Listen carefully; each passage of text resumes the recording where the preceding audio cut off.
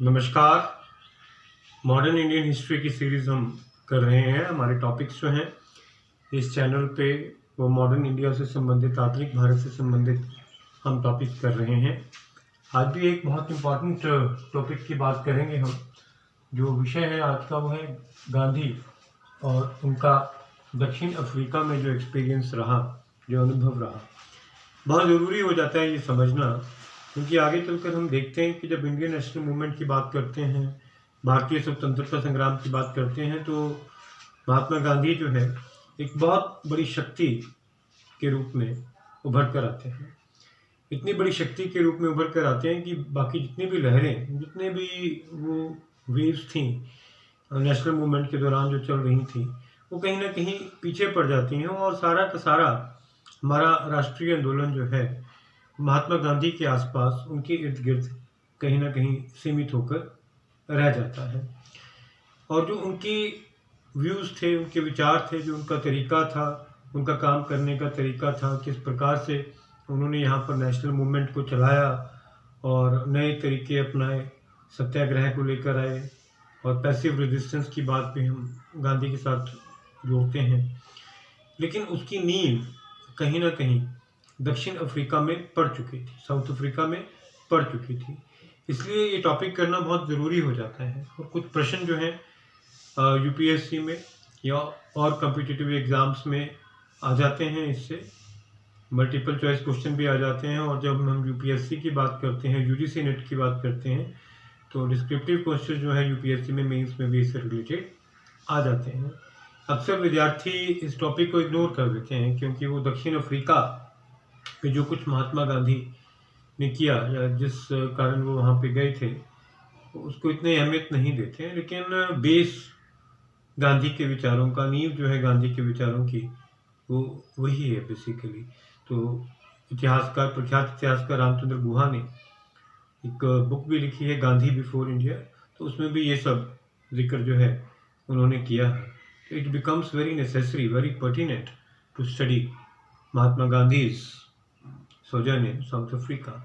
And remember, he was not Mahatma when he was in South Africa. He was yet not Mahatma. तो जो गांधी जी थे वो एक वकील के तौर पर, एक प्रोफेशनल लॉयर के तौर पर हायर किए गए थे और वो दक्षिण अफ्रीका गए थे। तो एक व्यक्ति जिसका नाम दादा भाई अब्दुल्ला मेमन ब्रदर्स थे ये, और उसमें से एक बहुत फेमस जो है वो दादा भाई अब्दुल्ला मेमन थे। उन्होंने बुलाया था गांधी जी को साउथ अफ्रीका, दक्षिण अफ्रीका, कि आप आइए और यहाँ पर आकर अपनी वकालत करिए। बहुत सारे इंडियंस उस टाइम वहाँ पर रहते थे। South Africa, as we know, is also known as a rainbow nation. Rainbow nation means कि जिस प्रकार से एक इंद्रधनुष के रेनबो में बहुत सारे कलर्स होते हैं, 7 कलर्स होते हैं और वो एक दिखता है, उसी प्रकार साउथ अफ्रीका में बहुत सारी नेशनैलिटीज़ जो हैं और बहुत सारे रेसिस के लोग जो हैं वो रहा करते थे। वहाँ पर इंडियंस भी थे, वहाँ पर जो नेटिव्स पीपल हैं ब्लैक, वो भी थे, वहाँ पर वाइट पीपल जो ब्रिटिश थे वो भी थे, वहाँ पर हॉलैंड के लोग भी वहाँ पर रह रहे थे। और गोल्ड माइंस के बारे में हमें पता है साउथ अफ्रीका की, तो वहाँ पर जो नेटिव्स थे वो काम करते थे। लेकिन कई तरह की प्रॉब्लम्स जो है वो वहाँ पर फेस करनी पड़ती थी। वहाँ के नेटिव्स, वहाँ के जो ओरिजिनल रहने वाले हैं उनको भी, ब्लैक पीपल को भी, और जो इंडियंस जिन्हें कलर्ड या ब्राउन पीपल कहा जाता था, उन्हें भी कुछ प्रॉब्लम्स जो हैं, कुछ समस्याएं जो हैं वो वहाँ पर फेस करनी पड़ती थी। South Africa was also a colony just like India. जैसे कि भारत एक ब्रिटिश उपनिवेश था, तो दक्षिण अफ्रीका भी एक उपनिवेश था, वैसा ही उपनिवेश था। तो इस प्रकार, लेकिन दिक्कतें जो है वो थी वहाँ पर, दिक्कतें आती थी, दिक्कतें आई भी हैं। और जो गांधी जी थे वो सिर्फ रिच पीपल के, अमीर लोगों के जो है मुकदमे ही नहीं लड़ रहे थे, बल्कि उन्होंने गरीब लोगों के लिए भी कार्य किया है, उनके लिए भी उन्होंने वहाँ पे कार्य किया। लेकिन वो उनकी एवोल्यूशन जो है, वो जो इवॉल्व होते हैं गांधी, वो धीरे धीरे होते हैं, उनकी एवोल्यूशन सडनली नहीं होती है ना। So remember, he was basically a professional lawyer जो वहाँ पर पैसा कमाने के लिए ही गए थे। लेकिन पैसा कमाते कमाते और सर्कमस्टांसिस को देखते देखते किस प्रकार के सराउंडिंग्स में किस प्रकार के हालात बन रहे हैं और किस प्रकार वहाँ के नेटिव्स, साउथ अफ्रीका के नेटिव्स को और जो इंडियंस वहाँ पर बसे हुए हैं, किस प्रकार के डिस्क्रिमिनेशन का सामना करना पड़ रहा है। तो धीरे धीरे वो मुकदमे भी हाथ में लेने शुरू किए और एक असली हालात जो है, रियल जो सर्कमस्टांसिस है उनका उन्हें पता चलता है और उनकी जो एवोल्यूशन होती है, पॉलिटिकल एवोल्यूशन होती है, वो हम कह सकते हैं उनकी आइडियोलॉजी चेंज होती है।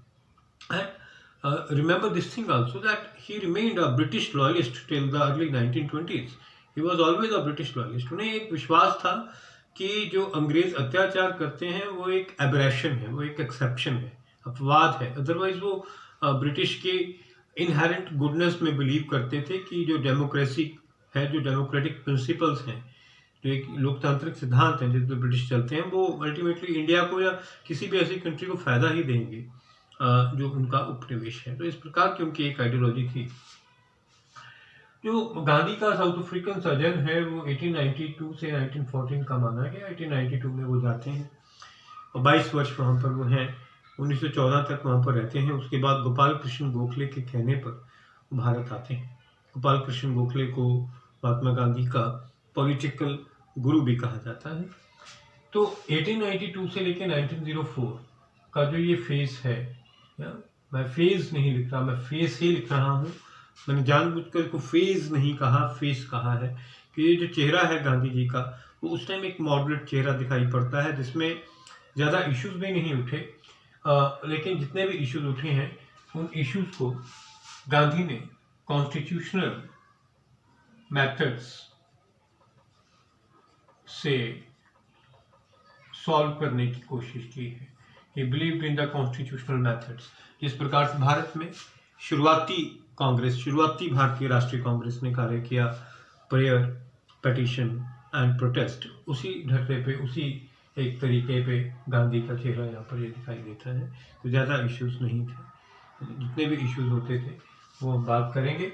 और 1905 से लेकर 1914 का जो गांधी का चेहरा दिखता है साउथ अफ्रीका में, वो दिखता है जो भारत में तिलक का चेहरा था। एक एक्सट्रीमिस्ट फेस दिखता है, पैसिव रेजिस्टेंस का फेस दिखता है, हड़तालों का फेस, हड़तालों वाला चेहरा दिखाई देता है, धरने का चेहरा दिखाई देता है, सत्याग्रह का चेहरा जो है वो दिखाई देता है। और मैक्सिमम इश्यूज जो है वो उठे, इस दौरान भी उठे, और इस दौरान भी जो इश्यूज आए थे वो भी आ रहे हैं, यहाँ पर भी इश्यूज आ रहे हैं, लेकिन यहाँ पर उनको ज़्यादा सक्सेस नहीं मिल रही। जो ये चेहरा जब दिखाया तो ज़्यादा सफलता उन्हें नहीं मिली, लेकिन यहाँ पर ज़्यादा सफलता जो है वो गांधी को प्राप्त होती है। और एक नाम बार बार आएगा, वो नाम है जनरल स्मट्स का। जनरल स्मट्स जो है वो साउथ अफ्रीका का प्राइम मिनिस्टर, जो कि अंग्रेज़ों की तरफ से वहाँ पर रूल कर रहा है। He was given the responsibility to rule the South Africa. और 1893 में जो एक घटना घटती है जिससे उनके विचारों में कुछ बदलाव ज़रूर आता है, लेकिन फिर भी वो एक ब्रिटिश जो रॉयलिस्ट है वो अपना रूप नहीं छोड़ते।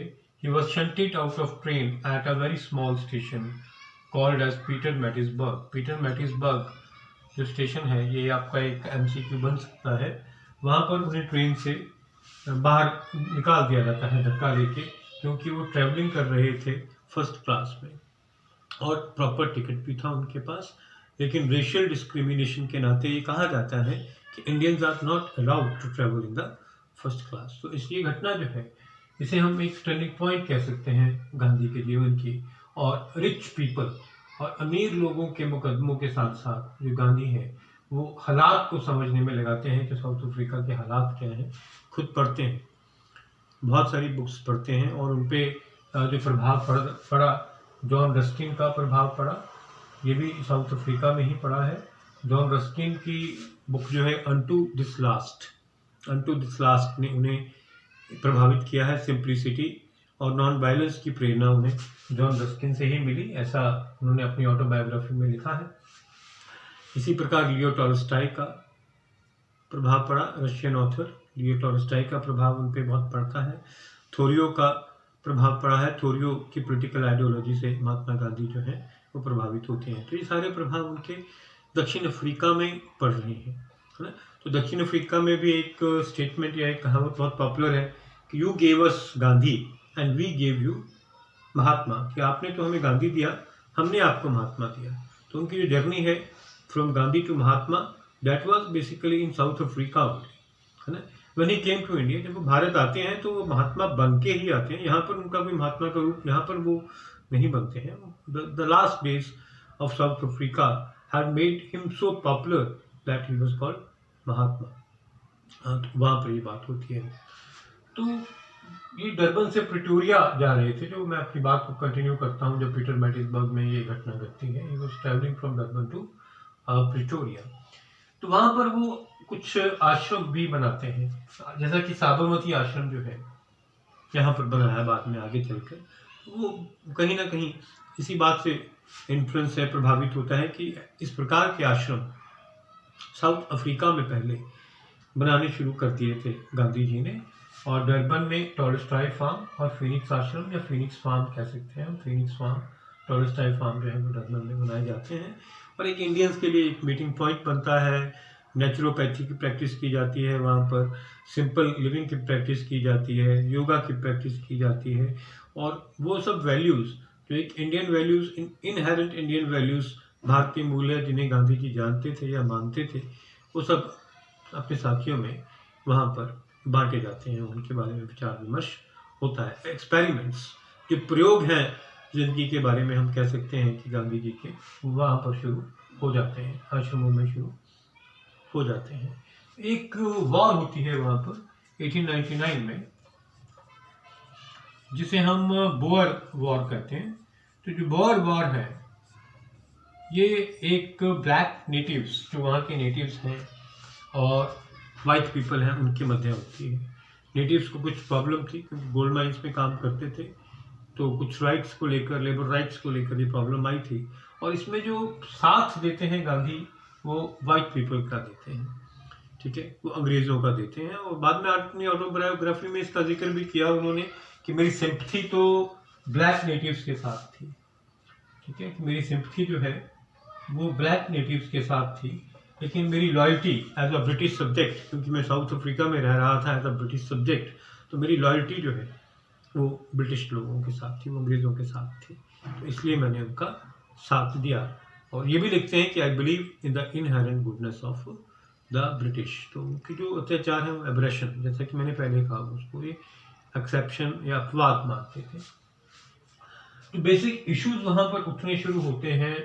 वो है आरसी, लिखा है मैंने यहाँ पे, रजिस्ट्रेशन सर्टिफिकेट कह लीजिए इसको आप, रजिस्ट्रेशन सर्टिफिकेट, कि जितने भी इंडियंस वहाँ पर थे, जितने भी भारतीय वहाँ पर काम कर रहे थे, उन्हें काम करने के लिए अपने आप को रजिस्टर करना पड़ता था और रजिस्ट्रेशन सर्टिफिकेट मिलता था उन्हें उसके बाद। और जहाँ पर भी वो जाएंगे, जहाँ पर भी उन्हें जाना होता था, तो एक कानून बनाया गया था कि वो इस रजिस्ट्रेशन सर्टिफिकेट को अपने साथ लेकर जाएंगे, अपने साथ लेकर चलेंगे। ये एक कानून जो है वो बना दिया गया था। और रजिस्ट्रेशन सर्टिफिकेट हमेशा अपने साथ लेकर जाना, ऐसी पॉसिबिलिटी वहाँ पर हो सके, ऐसा गांधी जी नहीं मानते थे। और बहुत सारे लोग भी इस चीज़ के खिलाफ थे।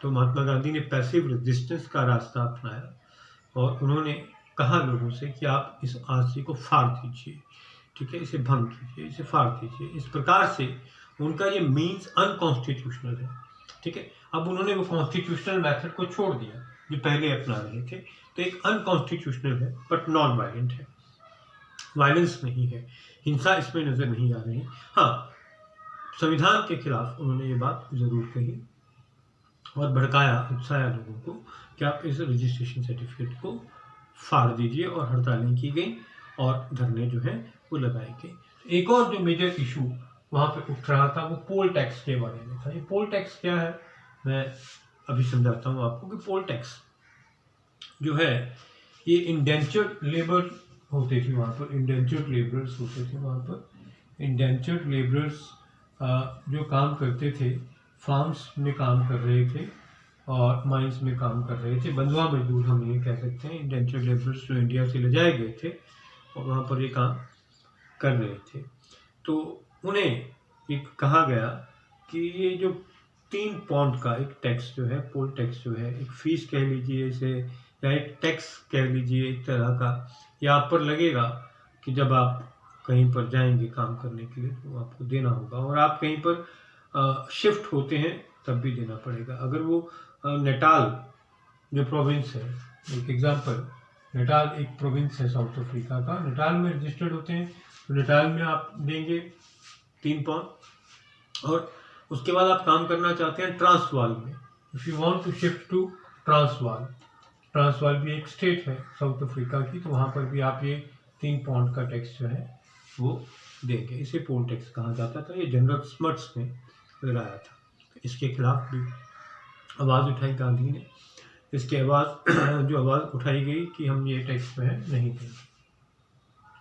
इसके साथ ही एक तीसरा इशू उठ रहा था कि जो इंडियन मैरिजेस, जो जिन भारतीयों ने वहाँ पर मैरिज की और वो क्रिश्चियनिटी के अकॉर्डिंग नहीं है, वो चर्च के रूल्स के अकॉर्डिंग नहीं है, तो उसे नल एंड वॉइड ठहराया जाए, उसे इलीगल नहीं माना जाएगा।